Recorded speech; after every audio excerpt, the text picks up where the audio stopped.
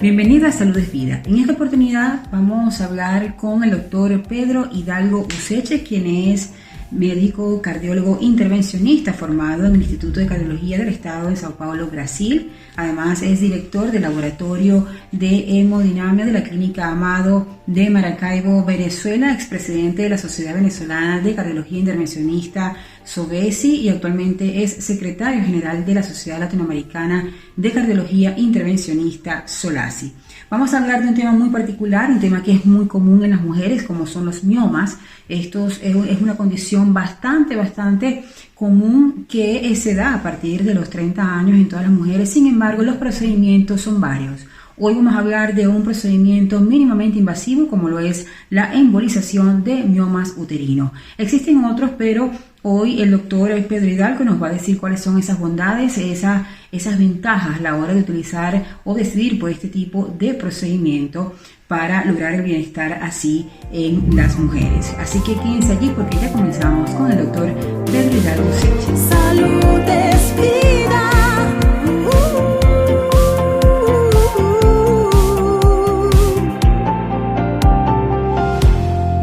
En presencia con el doctor Pedro Hidalgo. Muchísimas gracias por aceptar nuevamente esta invitación. Para mí es un honor y por supuesto para el canal, y estoy seguro que para la sociedad, porque la gran experiencia en cuanto a los conocimientos, en cuanto al trabajo que ha hecho hasta ahora, doctor, eso garantiza de que todo lo que se diga aquí algo de verdad tiene. Y con la salud no se juega. Hoy vamos a hablar de un tema muy en particular porque, bueno, yo soy mujer.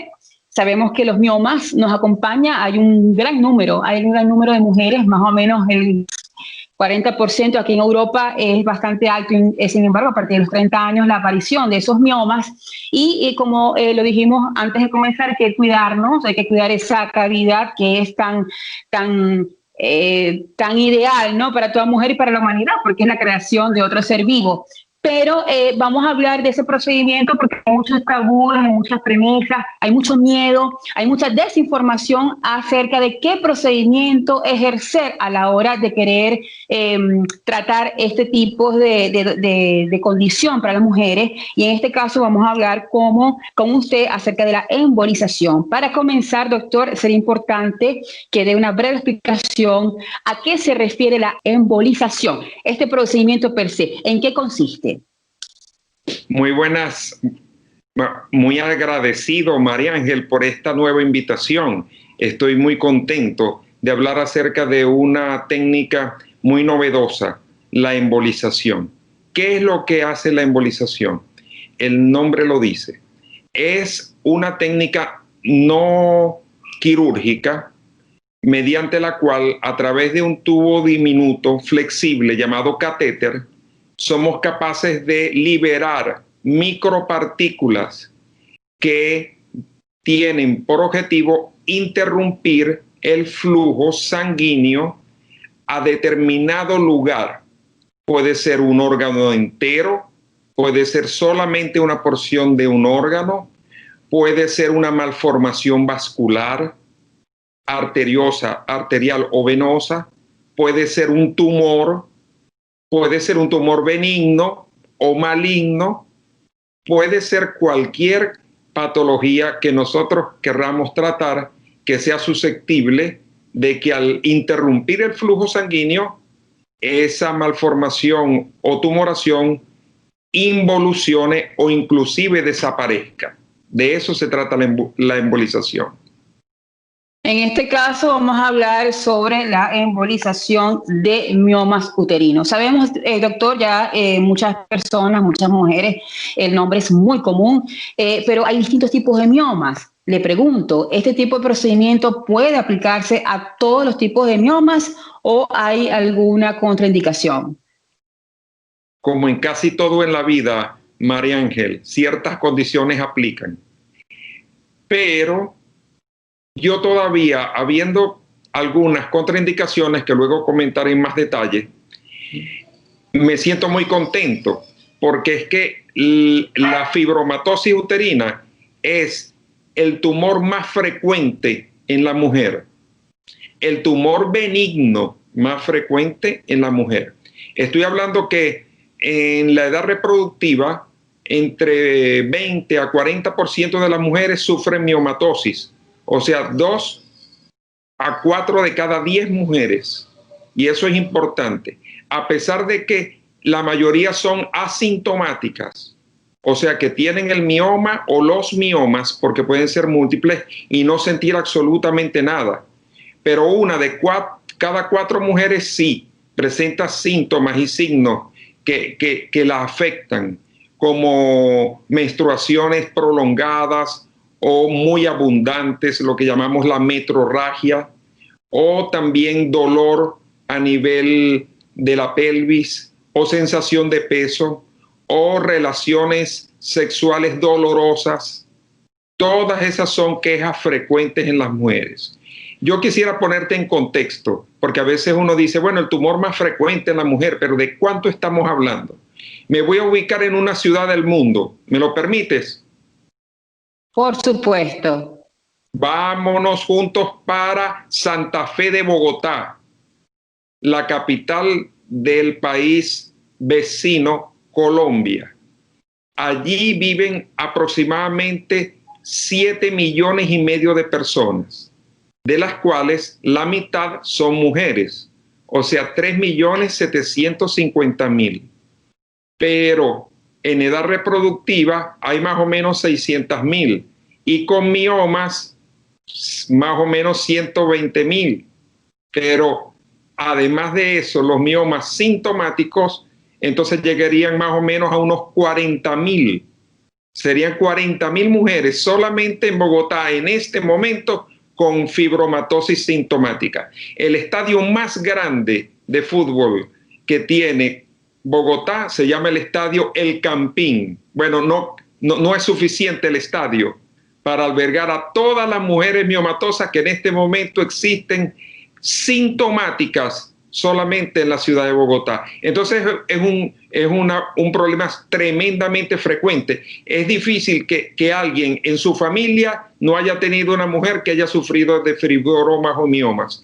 Y muchas de ellas inclusive han tenido que ser sometidas a histerectomía para retirarles el órgano. Y eso es importante. De manera que sí, la gran mayoría de los miomas son susceptibles de ser embolizados.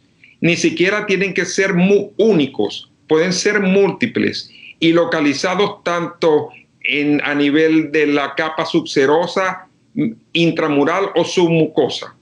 Los únicos miomas que no deben ser embolizados son los miomas pediculados. Pediculados quiere decir que están conectados con el órgano a través de un pedículo, que si nosotros necrosamos el pedículo, el mioma caería, si es subseroso, en la cavidad abdominal y habría que ser retirado por laparoscopia, o si es submucoso, en la cavidad uterina y habría que ser retirado por histeroscopia. Pero cualquiera de los otros miomas puede ser tratado sin ningún problema.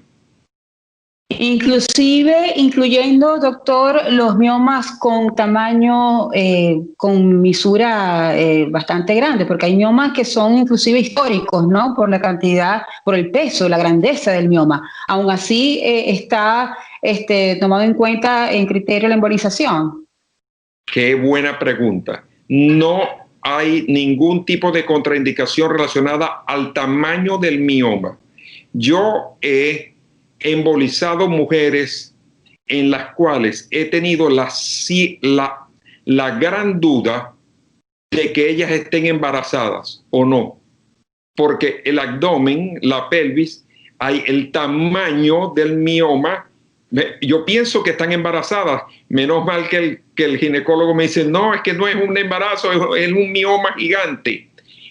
Siempre y cuando el mioma esté bien vascularizado, o sea, que tenga mucho flujo de sangre, ese mioma es candidato. Los miomas que no son candidatos, no importa del tamaño, son los miomas poco vascularizados, o sea, que les llega poca sangre.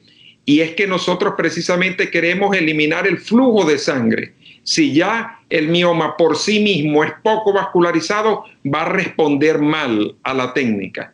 Entonces nosotros tenemos que asegurarnos que sea muy bien vascularizado. Afortunadamente, prácticamente 9 de cada 10 miomas son muy vascularizados. Una de las características de las neoplasias, tanto benignas como malignas, es que son muy vascularizadas. Hay una formación de neocapilares, o sea, una vascularización propia, paralela del tumor, que difiere en sus características y en sus dimensiones a los capilares normales del tejido, del órgano en que está el tumor. Y eso es fundamental. Yo me voy a detener en esto porque esto es el fundamento principal de la embolización. ¿Cómo yo voy a cortarle la luz, el agua y el teléfono a los miomas y no voy a afectar el tejido propio del útero? ¿Cómo yo voy a necrosar, infartar artificialmente a los tumores y no voy a infartar al tejido propio del órgano? Bueno, eso se explica porque los capilares, los vasos sanguíneos del tumor son muy grandes, son 2 o 3 veces del tamaño de los capilares del tejido normal. ¿Por qué? Porque el tumor necesita mucha sangre para poderse reproducir, para poder crecer. Ya el órgano de la persona no va a crecer más, pero esto es una neoformación, o sea, una formación nueva de tejido que necesita mucha sangre. Y esos capilares son grandes y nosotros los embolizamos con partículas que son del tamaño de los tumores y que nos consiguen obstruir los capilares del tejido normal del útero. Por eso se llama embolización selectiva, pero no quiere decir que yo voy a estar embolizando selectivamente tumor por tumor, no, porque hay mujeres que tienen 8 miomas, por ejemplo. Entonces yo no voy a ponerme a embolizar mioma por mioma de manera selectiva, no. Yo libero las micropartículas en el origen de la arteria uterina y esas micropartículas viajan a través del torrente sanguíneo e impactan solamente los capilares grandes, que son los capilares de los tumores. Las micropartículas tienen entre 500 y 800 micras. Esos son los diámetros de los capilares de los tumores. Y los capilares naturales del útero no llegan a 200 micras. Entonces es imposible que una micropartícula se introduzca en un capilar normal del útero, sino que ellas siguen viajando hasta que consiguen capilares del tamaño que las puedan albergar. Y es por eso que la embolización es un método que se ha popularizado tanto, porque no es que hay que ir tumor por tumor embolizando hasta que se acaben todos los tumores. No, uno simplemente libera las partículas al torrente y las mismas partículas se van acomodando donde quepan, o sea, en el sitio donde están los tumores. Y de eso se trata. La embolización responde muy bien a los miomas bien vascularizados. Eso es un detalle muy importante. Por eso nosotros tenemos que hacer los estudios diagnósticos previos. Esto no es una cuestión de que la paciente llega con el mioma y al otro día la estamos embolizando. No, a la persona tenemos que seleccionarla, tenemos que saber que es una candidata. Hay muchas características clínicas y de exámenes complementarios que nos indican qué mujer es candidata y cuál no para la embolización selectiva. Eso es importantísimo lo que acaba de decir, porque si bien es cierto, es un procedimiento que es muy común, de 10 mujeres, 9 pueden salir satisfactoriamente o tienen esa vascularidad natural que necesita este procedimiento. Sin embargo, hay una que puede quedar que no es. Sin embargo, los ginecobstetras que pueden estar escuchando en este momento tienen que trabajar, quieran o no, mancomunadamente con el médico intervencionista. Es muy importante lo que acaba de hacer, repito, y para que las personas estén al tanto de que es un trabajo mancomunado, porque es usted el que tiene que saber cuál es el patrón, cuáles los criterios ya basados en lo que es este tipo de intervención, y sin embargo la mujer tiene que tener ese ambiente a nivel uterino para proceder hasta este procedimiento. Es sumamente importante, doctor, porque muchas personas, inclusive profesionales de la medicina, y lo digo con mucha responsabilidad, lo toman a la ligera. Las personas no saben de que eso existe un estudio previo que tiene que estar forzosamente para ver si hay esa vascularidad, y por eso que haya habido tanta negligencia médica, porque existe. Sabemos que es así, pero para eso estamos aquí con el canal dando esa información para tratar de comprometernos todos a jugar de una mejor manera y de una manera muy responsable. Doctor, la parte cuando ya se ejerce el procedimiento, ¿cuál es el pronóstico? ¿Por qué? Porque si bien es cierto, está la mujer reproductiva, pero está esa mujer que no ha tenido hijos, que quiere buscar hijos. ¿Qué pasa después de este procedimiento? ¿Cuándo la mujer puede entonces estar apta para tener hijos? ¿Cuándo le da de alta? ¿Cuándo la mujer va con toda seguridad para tener esa gran satisfacción de poder tener hijos sin problema? Bueno, tocaste un tema muy importante. La mujer que quiere concebir, la mujer que quiere tener un hijo, ya sean las nulíparas, aquellas que nunca han tenido, o aquellas que ya han tenido hijos, pero que quieren tener más, quieren conservar el órgano por alguna razón. Por ejemplo, una mujer que tenga un solo hijo y tiene la ilusión de tener más, y si le retiran el órgano a través de una histerectomía, entonces ya pierde la oportunidad. Una mujer que, por ejemplo, tiene un hijo, pero ha cambiado de pareja, se divorció o se separó, ahora tiene una nueva pareja y tiene ilusión de tener un nuevo hijo con esa nueva pareja, pero si le hacen la histerectomía no puede tener otro hijo. Entonces, esas son mujeres especialmente candidatas para la embolización. Recuerden que esta es una enfermedad muy frecuente. Hay trabajo para todos. Los ginecólogos no tienen por qué ponerse nerviosos. Ya les dije que solamente en Bogotá no caben los estadios de fútbol para poder albergar a tanta mujer miomatosa sintomática. Existen varias maneras de tratar los miomas. La terapia hormonal es una de las formas de tratar los miomas y es una forma efectiva. Muchas mujeres no toleran la terapia hormonal por efectos adversos o por aumento de riesgo de enfermedades cardiovasculares, hipertensión, etcétera. Entonces ya no serían candidatas para terapia hormonal, entonces ya cabría la hipótesis de la terapia quirúrgica. No todas las pacientes tienen que ir para histerectomía. Algunas pacientes pueden ir para miomectomías, o sea, no retiran el útero, sino que retiran los tumores solamente y se mantiene el útero en la mujer, pero hay miomatosis y miomatosis. Hay miomatosis de un solo tumor, pero hay miomatosis múltiples de 12, de 15 miomas. Algunos en el subseroso, otras intramurales, o sea, en el espesor del músculo, otros en el subseroso. Si el ginecólogo se propone a retirar todos esos miomas, resulta que después, cuando va a reestructurar la geometría del útero después de la cirugía, no lo consigue hacer y con mucha frecuencia sale y le dice a los familiares: lamentablemente me planteé en principio hacerle una miomectomía, pero hemos terminado en una histerectomía. Y si la mujer estaba queriendo tener hijos, eso es algo muy grave. Y como normalmente los ginecólogos tienen que hacer la histerectomía porque el útero se transforma en un útero hipotónico, la paciente empieza a sangrar en pabellón, no hay manera de yugular el sangrado, tienen que ir para una histerectomía de urgencia, no hay ni siquiera a veces tiempo de decírselos a los familiares, ni al esposo, ni a nadie, sino que al salir de pabellón tuvimos que retirar el útero completo. Entonces ese es el problema. El problema es que cuando tenemos una mujer para la cual el útero es muy valioso, una mujer que no ha tenido hijos, una mujer que quiere tenerlos por una razón u otra, la embolización es un método muy bueno e ideal.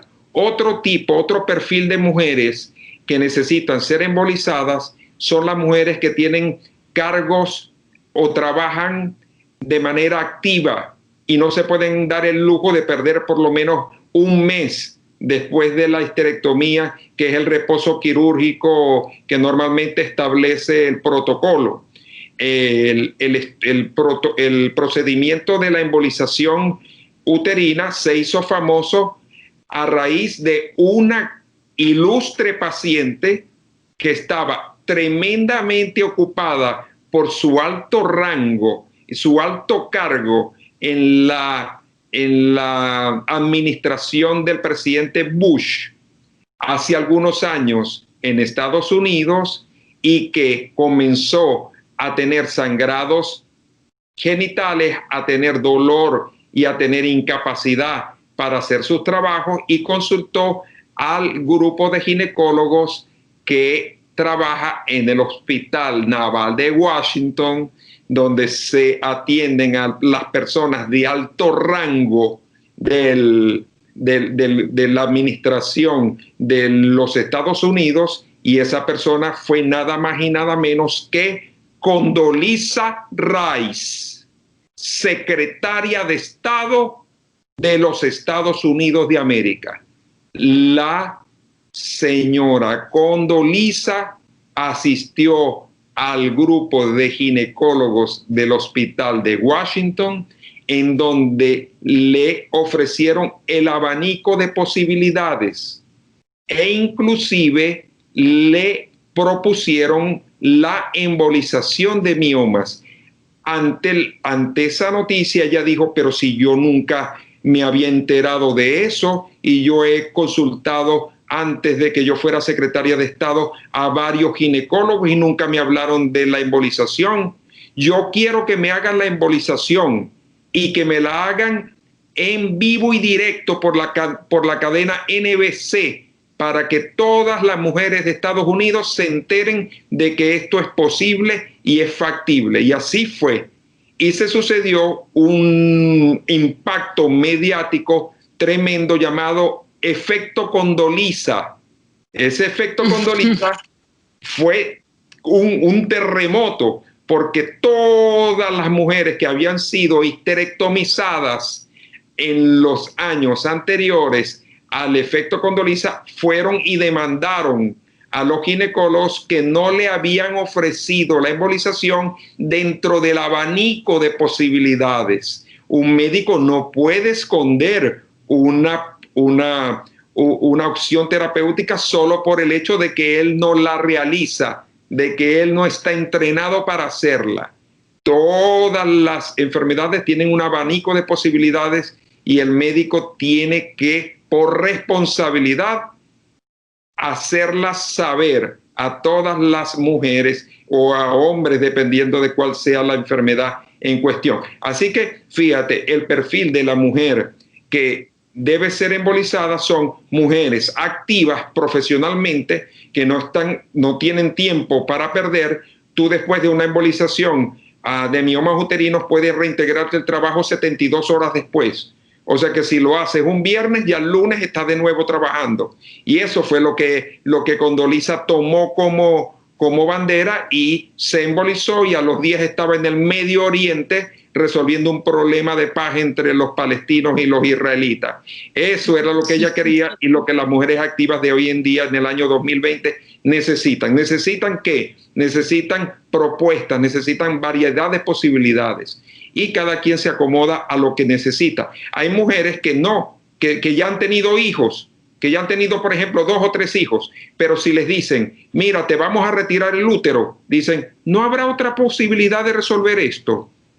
Porque a mí el útero es lo que me define como mujer. Es igual que un hombre que le diga, mira, tienes un problema en los testículos. Sí, ¿qué opciones tengo? Bueno, te los vamos a retirar, los testículos. El hombre dice, ¿no habrá una posibilidad diferente a que me retiren los testículos? Porque los testículos son parte del órgano que me caracteriza como hombre. Entonces, de eso se trata, de hablar con la verdad, no de imponer un procedimiento 100%, que los ginecólogos se vayan de vacaciones y nunca más tengan nada que hacer. No, todo lo contrario. Este es un procedimiento dedicado a un subgrupo muy específico de pacientes. Como tú me dijiste, las mujeres que quieren embarazarse lo pueden hacer. Nosotros tenemos en nuestra casuística muchas mujeres que han podido embarazarse después del procedimiento. Y normalmente nosotros damos 6 meses de tiempo para que los miomas involucionen. Recuerda que los miomas no involucionan o desaparecen de un día para otro. Eso demora entre 2 y 6 meses en suceder. Entonces, en promedio, decimos a la paciente que puede comenzar a buscar de nuevo a concebir su hijo 6 meses después del procedimiento. Y claro está que nosotros, igual que hacemos procedimientos previos a la embolización, también hacemos esos mismos procedimientos posteriores a la embolización para verificar que el resultado ha sido bueno. Eso es muy importante. Doctor, la reproducción de miomas en su casuística se ha visto después de realizar el procedimiento como es la embolización de miomas. ¿La reproducción se ha visto en cuánto tiempo o no se ha visto? Claro que se ha visto. Recuerda que yo no retiro el órgano.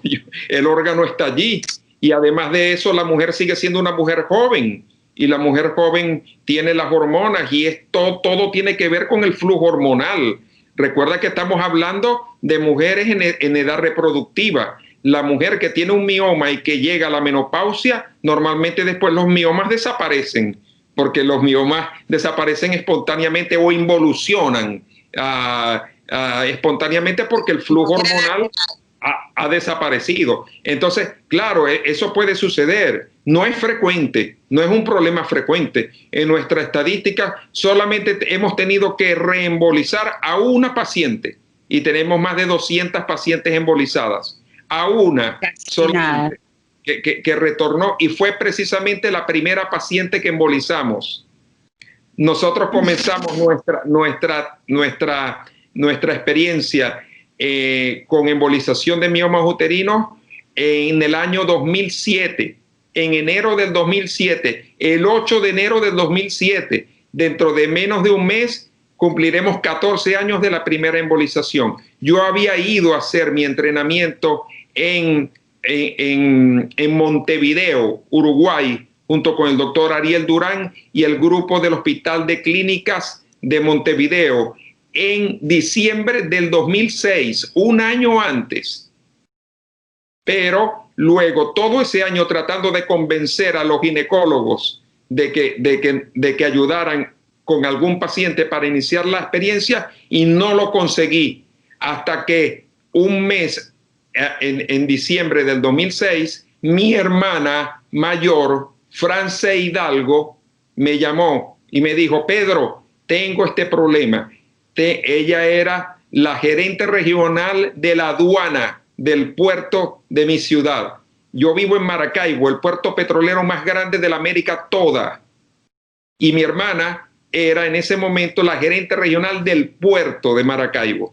¿Te imaginas la carga de trabajo que tenía? Y me dijo: Pedro, yo estoy con este problema, tengo dolor, tengo sangramiento, tengo esto, y yo quiero que tú me hagas la técnica que aprendiste a hacer en Montevideo. Y yo le dije: hermana, no hemos hecho ningún caso porque nadie nos ha querido ayudar, ningún ginecólogo. Y dijo: no importa, yo voy a hacer la primera.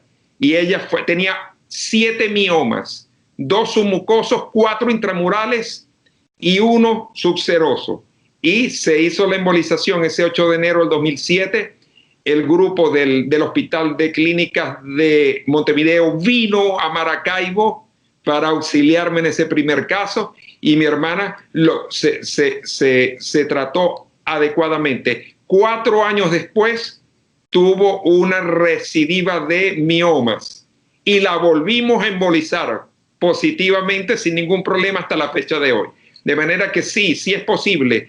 Al tú no retirar el órgano, tú tienes que saber que cualquier cosa puede suceder allí, pero no importa. Son pacientes que podemos reembolizar con toda confianza y sin problemas. Así es.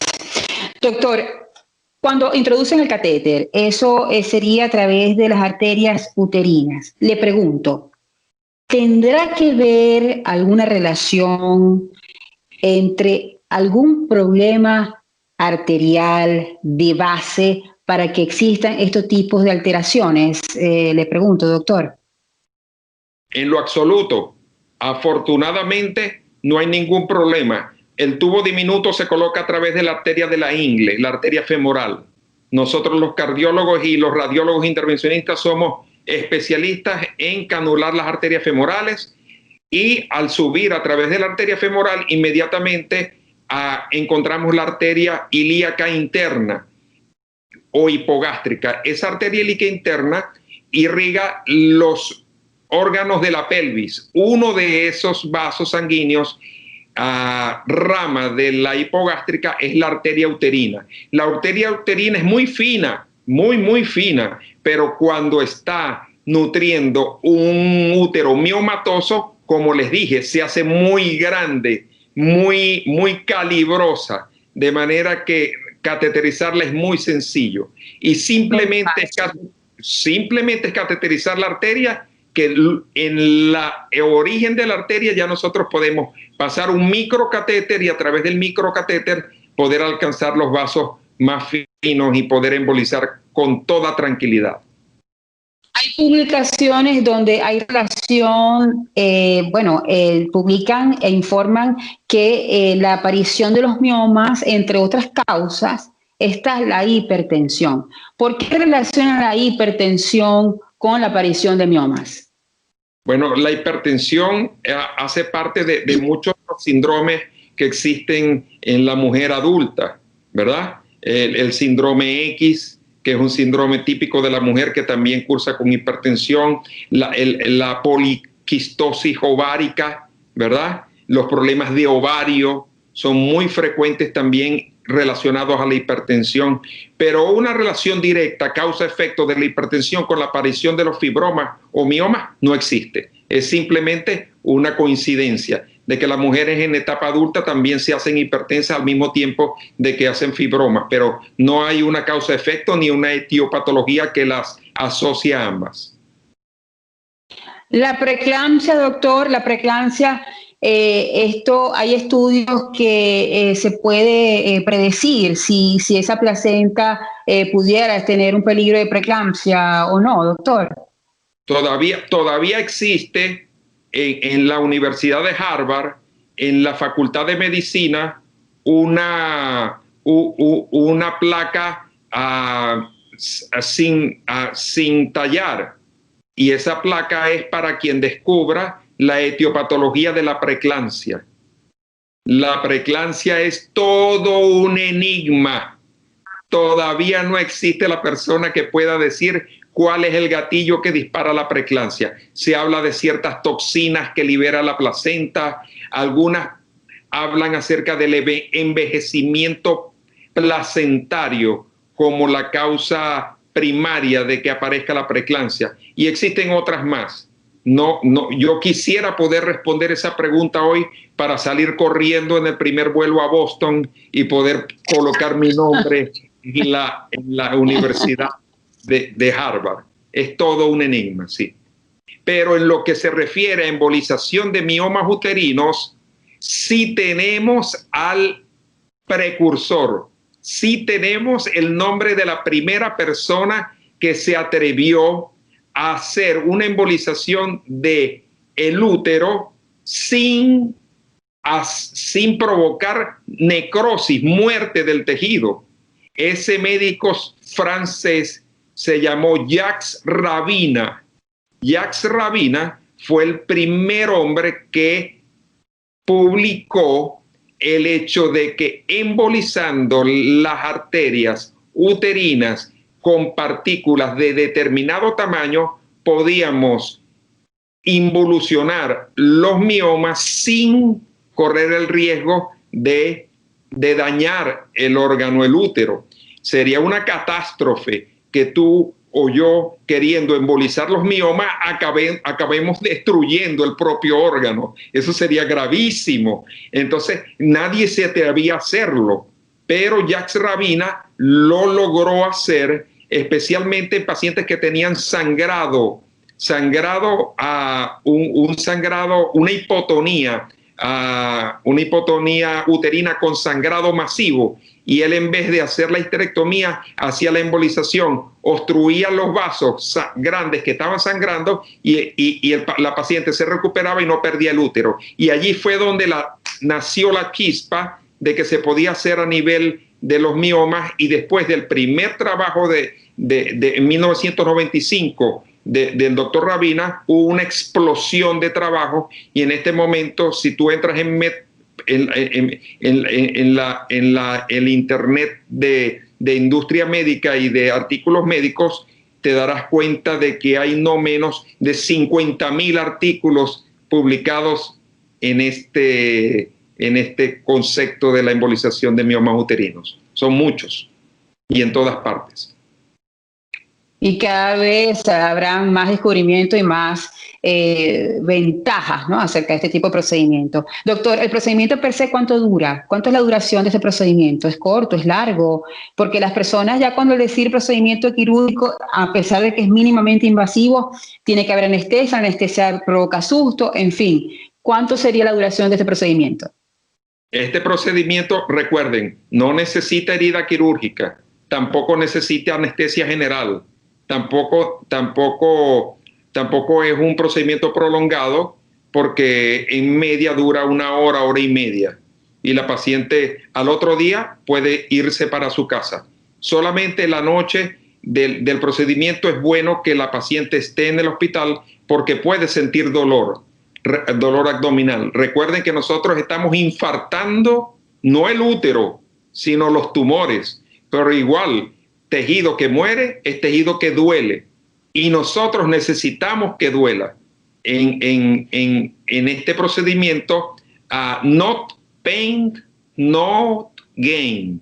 Si no hay dolor, no hay éxito. La paciente tiene que sentir dolor para que nosotros nos demos cuenta que el procedimiento fue efectivo. Así que el dolor hace parte del postoperatorio inmediato del procedimiento. Ya al día siguiente la paciente no siente más dolor. Recuerden que los infartos se suceden en las primeras 6 horas después de la oclusión de la arteria. A las 6 horas ya el paciente no siente más dolor y se puede ir tranquila para su casa el día siguiente. A las 48 horas puede estar en su trabajo, en su actividad diaria sin ningún problema. Esos tejidos, cuando mueren, ¿qué pasa con esos tejidos a nivel fisiológico, doctor? ¿Se quedan allí, se autoabsorben? ¿Qué pasa con esos tejidos? Excelente, muy buena pregunta. Sí, como sucede en el infarto del corazón. ¿Qué sucede en el infarto del miocardio? ¿Qué pasa con el tejido? Desaparece, queda un hueco. El corazón tiene un hueco, una cosa. No, se forma una cicatriz, igual que en cualquier infarto. Se forma una cicatriz y muchas veces termina siendo un nódulo calcificado pequeño, que nos damos cuenta por ecografía o por resonancia magnética. Es muy importante lo de los exámenes diagnósticos, no lo hemos hablado. La ecografía es fundamental para ver qué cantidad de miomas tiene y en dónde están localizados y si son pediculados o no. Pero uno muy importante que no puede faltar es la resonancia magnética con gadolinio. Este gadolinio es un marcador, ¿verdad? Un radiomarcador que permite visualizar y determinar si los miomas son altamente vascularizados o no. ¿Te acuerdas?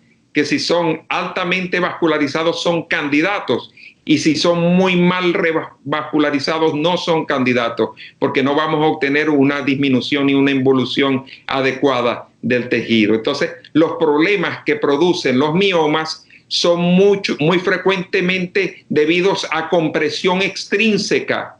¿Qué quiero decir con esto? Por ejemplo, la mujer no sale embarazada porque el mioma está comprimiendo las trompas y evita que el espermatozoide suba y que el óvulo descienda. Entonces no hay concepción, por ejemplo, o el dolor y la sensación de tenesmo vesical se produce. ¿Por qué? Porque el mioma puede comprimir órganos adyacentes, vecinos, como son la vejiga, como es el recto, como son otros órganos de la cavidad pélvica. Entonces, al disminuir el tamaño del mioma, aún sin desaparecer, los efectos del mioma se reducen y la persona se alivia. Y eso es lo que nosotros buscamos con la embolización. No la desaparición, sino la involución. Pero tiene que ser una involución significativa. No es que un mioma de 12 centímetros, entonces va a involucionar a 10 centímetros. No hemos logrado nada. Tiene que evolucionar a menos de la mitad para que se observe la mejoría. ¿Te das cuenta? De eso se trata. Pero llegará cierto, porque todo va a depender de cada paciente. Habrán miomas pequeños y a la hora de embolizar quedan diminuto, casi desaparecidos, ¿me equivoco? O sea, eso todo va a depender del tipo de mioma de cada paciente. Eso es correcto. Un mioma de 20 centímetros que corresponde a un embarazo de 4 meses o de 5 meses, no podemos esperar nosotros que desaparezca. Va a involucionar tremendamente y podrá quedar de 5 centímetros, de 3 centímetros, pero siempre permanecerá algo allí porque es casi imposible, sería un acto de magia, ¿no te parece? Somos médicos, no magos. Es así. Es así. Y allí, doctor, le pregunto, es como si tuviese al ginecostetra enfrente de usted, ¿no? Si hay un mioma, por ejemplo, de esa magnitud, ¿no? De ese tamaño. Bueno, ya usted lo dijo, la miomectomía, no sería, o sea, se va a reducir 10 centímetros, entonces va a quedar 5 centímetros, hacer la miomectomía no es tampoco, ¿tiene mayor criterio hacer esto? O ¿cómo al hacer la junta médica que puede resultar allí? Has hablado del tema más importante, que esto es consecuencia de un equipo multidisciplinario, donde está el ginecólogo, que es la cabeza, ¿verdad? Tiene que ser la cabeza del grupo. Además estamos el cardiólogo intervencionista o el radiólogo intervencionista. Y además están los demás miembros del equipo. Pero sobre todo la paciente.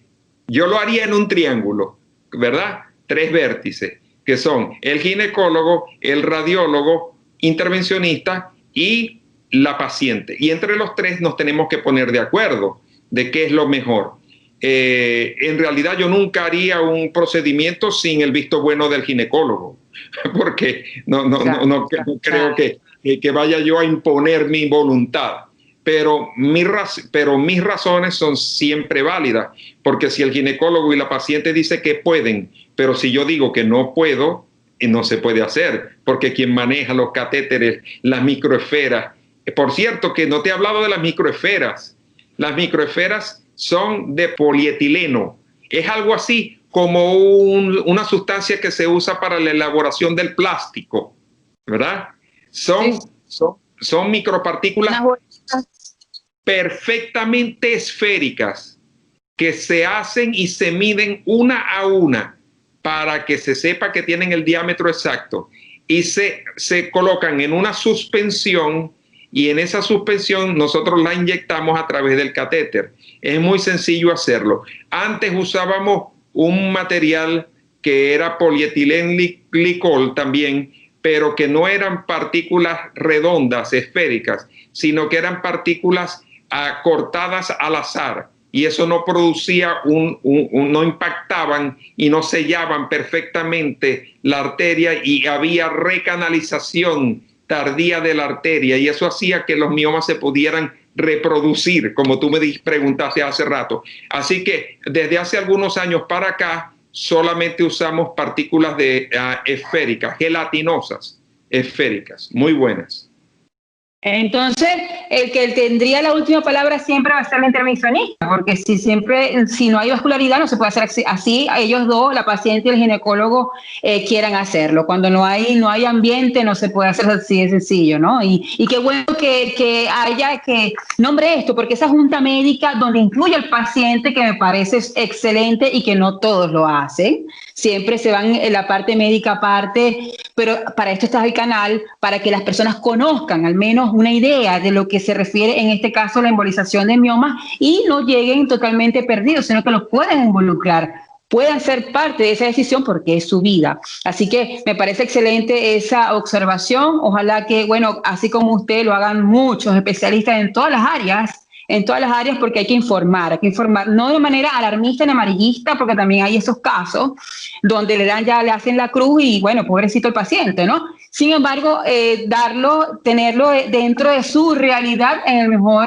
las mejores palabras posibles, para que las personas estén conscientes y, por supuesto, estén dispuestos a mejorarse, porque tienen la disposición de sanarse. Eso es muy importante, que ustedes tengan a ese paciente a favor, porque si está con esa depresión, con esa negación, mira, va a ser cuesta arriba el tratamiento que ustedes quieran hacer, porque eso depende mucho también del paciente. Doctor, me pareció excelente, informaciones súper importantes y sobre todo muy alentadoras, esperanzadoras, con un resultado fructífero, que es lo que nos interesa, a nosotros las mujeres, seguir con nuestra vida, seguir con nuestra producción de hormonas de la mejor manera hasta que el organismo se pare, pero porque el organismo se tiene que parar, ¿no? Y no de una manera forzosa o por utilizar técnicas que sencillamente tenemos y que hace mejor y resultado, que es lo más importante, y por supuesto nos hace vivir como mujer hasta el final de nuestros días, pues dentro de lo que mejor quepa la situación, ¿no? Así es. Me parece que ser mujer es toda una alegría. Yo provengo de una mujer y mi madre amada y todo lo que yo he tenido, porque tengo 3 hermanas hermosas y aquí en la casa tengo 4 mujeres más y una perra. Ay, así que hasta las perras se pueden. Doctor, excelente. Una pregunta, ¿este procedimiento en Maracaibo se está realizando?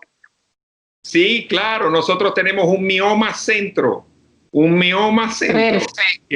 que es especialmente diseñado para atender a todas las mujeres que se necesiten embolizar. Estamos siempre a la orden. En el laboratorio de hemodinamia de la clínica Amado, ya más de 14 años de experiencia, más de 200 mujeres embolizadas, más de una veintena de niños, y nunca hemos tenido ningún problema. Lo digo aquí y en cualquier parte. No ha habido la primera mujer en nuestra casuística que haya tenido algún problema. Todo ha salido como nosotros lo esperamos. Eso se logra seleccionando rigurosamente los pacientes. Paciente tiene que ser realmente candidata, porque si no, el procedimiento pierde vigencia y pierde autoridad. Acuérdate que en la vida, especialmente la vida científica, la autoridad lo es todo. Es así, y por eso que usted está aquí en el canal, para darle esa garantía a todos nuestros escuchas. ¿Dónde podemos, aparte de la clínica Amado, dónde hay redes sociales, doctor, que los puedan comunicar para entonces también tener alguna inquietud alrededor del mundo, pues, y puedan dirigirse a Maracaibo? En todo el mundo, en nuestra cuenta de Instagram, @cuidomicorazón, a la orden. Muchísimas gracias, doctor. Excelente exposición, sobre todo de muy buenas noticias, alentadora y a la vanguardia con la ciencia, a la vanguardia con la medicina.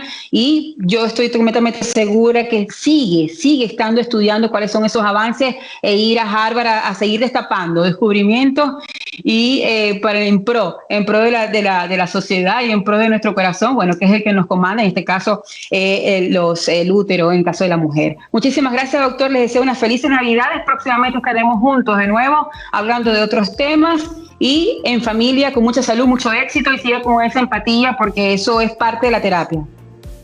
Feliz Navidad y feliz próspero año nuevo 2021, por fin. Alegría. Es así. A la próxima, doctor. Hasta luego.